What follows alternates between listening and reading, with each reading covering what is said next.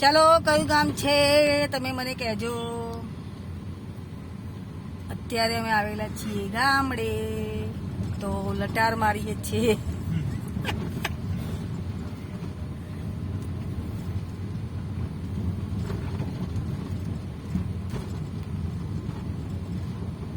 બહુ મોટા શહેરમાં રહેવું તો થોડો કંટાળો આવે તો આવી જવું. અહીંયા મજા પણ આવે, બહુ ગામડું પણ નહીં ને શહેર પણ નહીં.